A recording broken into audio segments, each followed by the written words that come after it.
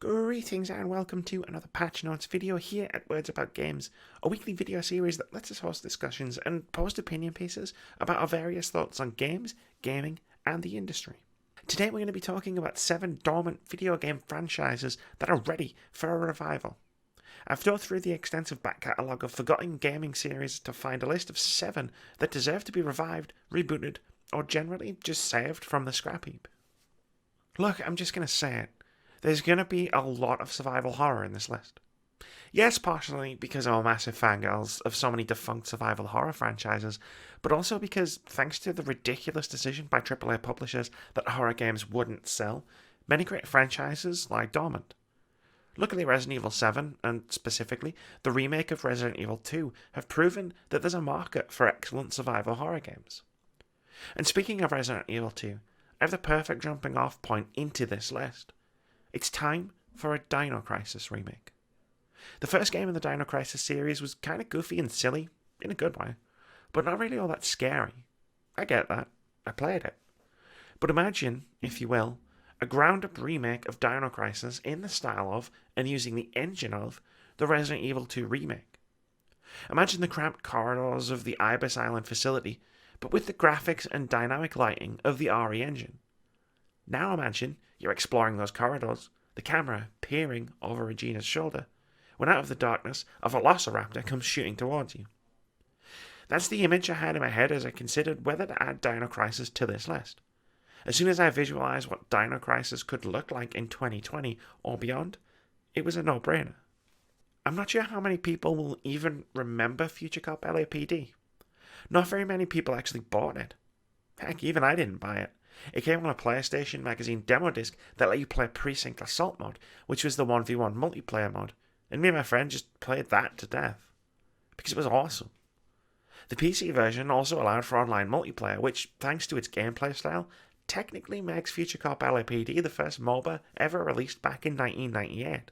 Future Cop's multiplayer mode, which is what I'm arguing deserves to make a comeback, put 2 players at opposite ends of a map with a base to defend. Between them were turrets and outposts that could be captured, and he built hover tanks and flying fortresses to claim these outposts and eventually destroy the enemy base by sending them down various lanes. My friend and I were obsessed with playing this for a good few months because of how downright addictive Precinct Assault was. Will it ever make a comeback? Doubtful. It sold very poorly when it launched despite critical acclaim. Also, it was developed for a year by Redwood Shores, a developer you probably know better after they rebranded in 2009 as Visceral Games. Rest in peace.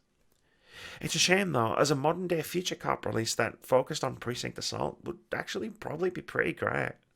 Speaking of Visceral Games, rest in peace, there was no way that Dead Space wasn't going to end up on a list like this. Sure, the third game in the series was a bastardization of everything that made the first 2 games in the series so popular. A heavy focus on action, co-op gameplay, and a story that well and truly flew off the rails pretty much killed the franchise stone dead back in 2013. But my word, the first 2 games in the series, particularly the first one, were probably the most intense and utterly terrifying games of their time. At a time when the Resident Evil franchise was deciding to become a series of action games with diminishing quality and the Silent Hill franchise was falling apart, Dead Space was there to pick up the slack. More than 10 years later, the USG Ishimura still haunts my dreams. I still remember so damn much about the game. The claustrophobic corridors, the horrific monsters, the overwhelming sense of anxiety with every step I took further into the unknown, and so much more. After the closure of Visceral Games by EA, there's little hope of Dead Space returning as a traditional, pants-shredding horror game. But with the news that co-creator Michael Condrey has set up a new studio over at 2K Games, and with the triumphant return of Resident Evil 2 signaling that there's still a place for survival horror, perhaps there's hope for a spiritual successor on the horizon. Bushido Blade is one of a very small number of fighting games that I can honestly say that I love. I can probably count them all on one hand. And while I do love a few other games in the genre, Bushido Blade is perhaps the only fighting game I love specifically for its fighting mechanics and not just some other aspect of its design, like with the Injustice series, which I'm purely around for the story. I tend to fall into the button mashing camp when it comes to fighters. I don't really have the patience or skill to learn an intricate series of combos, especially as I can generally get away with just pressing buttons really quickly. Button mashing isn't an option in Bushido Blade. That's because it was a very different kind of fighting game. Instead of two fighters smacking each other about until someone's health bar is depleted, Bushido Blade focuses entirely on positioning, strategy, and weapon usage. There are no health bars in this game. Instead, the game featured a body damage system. Wherever you strike an opponent, you'll cripple them. Hitting an arm will slow their attacks, hitting a leg will slow their movement, hitting both will force them to crawl, and hitting someone in the head is an instant kill. It's an absolutely fantastic system that creates incredibly tense matches, as opposed to the fast-paced light shows.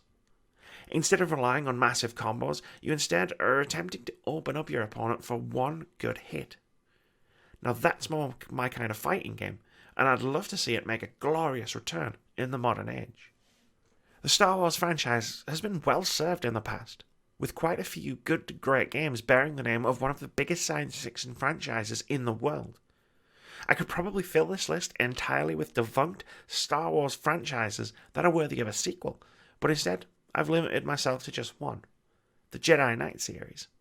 Starting with 1995's Dark Forces and encompassing Dark Forces 2, Mysteries of the Sith, Jedi Outcast, and Jedi Academy, the whole series was excellent. It was Jedi Academy that I truly got deeply into though. Developed by Raven Software before they became a Call of Duty support studio, Jedi Academy was essentially a Jedi power fantasy game. Players could create their own Jedi character, complete with full character customization, and even going so far as choosing their lightsaber colour and style, single, saber, staff, or dual wield. You'd go through a series of missions, levelling up and gaining new Force abilities, basically fulfilling a childhood fantasy of being a Jedi Knight. Plus, you could get Force choke, pick up hapless stormtroopers, and drop them off of ledges, which was never not fun. And the protagonist was voiced by Commander Shepard herself, Jennifer Hale, if you chose a female character. It'd be great to see another Jedi Knight game, even though that seems like a remote possibility given EA's current stranglehold on the franchise rights. But another game in a similar vein, given the polish and technology of the modern day, would be something I'd be deeply interested in. I said there'd be a lot of horror in this list, and I wasn't kidding. It was partially inspired by the Resident Evil 2 remake, after all. Parasite Eve 2, which is the game I'll mostly be talking about here, was a radical departure from the first, thanks in large part to the success of the Resident Evil franchise, moving away from the RPG elements of the first game and closer to a traditional survival horror experience. What followed was a brilliant addition to the pantheon of excellent survival horror games from the original PlayStation era. The game still had a few RPG trappings, which served to strengthen the survival horror mechanics at Parasite Eve 2's core. Players gained experience from killing the various monsters in the game and netting new exp, which was used to upgrade and enhance different special abilities. Weapons and armor were purchased rather than found in the map, leading you to prioritize between offense and defense, and also giving you options about what weapons you wanted to go after. Aya also had access to ammo boxes, which meant that ammo was never actually in short supply. We actually got news of Square Enix filing a new trademark for the series in Europe late in 2018, so this is one series on this list that actually has a chance of seeing a revival. I've had pretty much everything crossed for some sort of Parasite Eve announcement for the past year, and with luck, we might just get something new announced very soon. I've spoken before about mine and my co-host's obsession with a Japanese strategy game that no one has ever heard of. Dragonfall was a real-time strategy game exclusive to Sega Saturn and released in 1997. The game was also re-released on PlayStation 2 in 2005.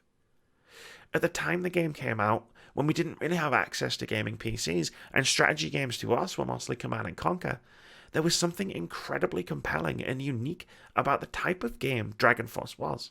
There was tons to do in the game besides sending armies to fight each other.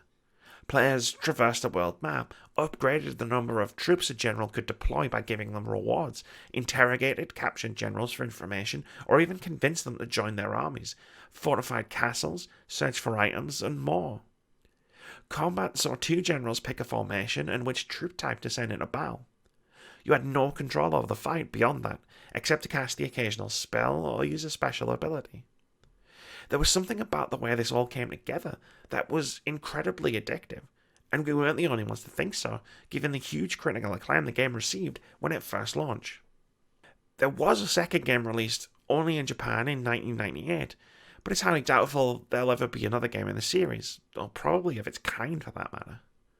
The development studio J-Force was almost immediately beset by financial trouble, as they had to try to work on too many projects all at once. Between 1994 and 1996, they released 5 games. During the development of Dragonfall in late 1994, the game's director, Masahiro Akishino, went missing and was never seen again. J-Force subsequently went bankrupt, with Sega taking over the development and most of the staff joining Idea Factory, best known for the Neptunia RPG series. Thanks very much for watching this video. If you enjoyed it or found it useful, consider sticking around here at Words About Games. Our content includes review impressions of games big and small, a weekly podcast dedicated to discussing the happenings in and around the games industry, weekly opinion videos, reactions, debate-driven top 5 and top 10 lists, a regular Hall of Fame series where we discuss our favourite games, and indie game spotlights. We also stream every Friday and Saturday at twitch.tv/wordsaboutgames. Most importantly, have a brilliant day.